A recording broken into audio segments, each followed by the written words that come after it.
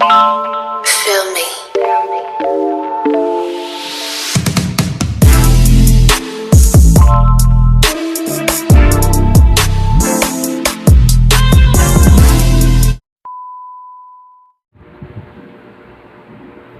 Yun, sa isang mapagpalang araw sa ating lahat, mga kabisdak, mga kapatid ko sa balikat. Good morning po. For today's video, magluluto po tayo ng pansit. Ordinary pansit lang po ang lulutuin ngayon. So, ito, magluluto tayo para sa Christmas party ng Leopard Chapter. Shout out po sa lahat ng mga Leopard Chapter ng Guardians at sa buong Royal Cat Guardians at sa lahat ng Guardians po sa buong Pilipinas. Shout out po sa inyo lahat. So ngayon, ipiflex ko lang po muna yung mga gagamitin ko ating sangkap sa pagluluto, at ito po yun. Dito bell pepper, sibuyas, paminta, bawang, nor, shrimp ball, pang sahog po natin yan. Meron tayong repolyo, bagu beans, carrots, syempre yung ating toyo, silver swan, baka naman, at hindi mo papahuli ang magic syrup. So yan po yung mga regado po natin para sa pagluluto ng pansit. Yan.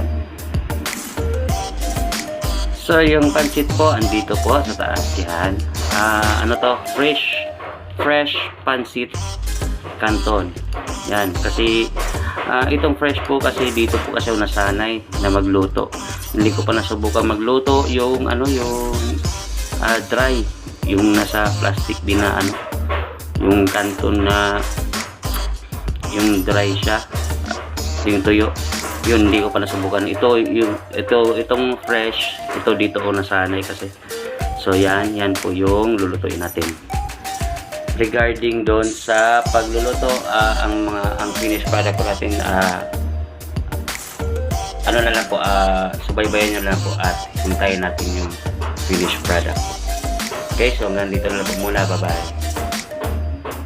A few moments later.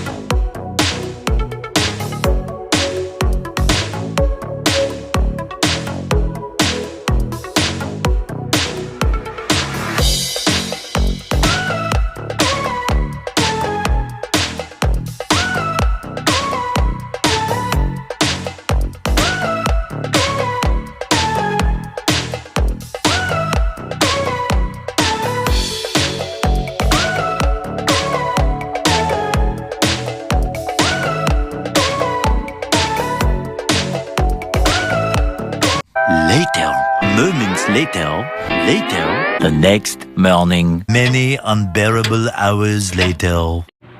So, ayan na nga mga kabisdak. Yan po yung finished product po ng ating pansit. Ayan. So, nasa taas po yung mga gulay po niya. Ayan. Tapos yung shrimp ball, nasa taas din. Ayan. So, bahala na sila mamaya sa lasa kung anong masasabi nila.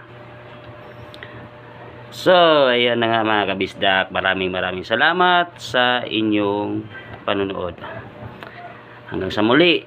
Bye-bye.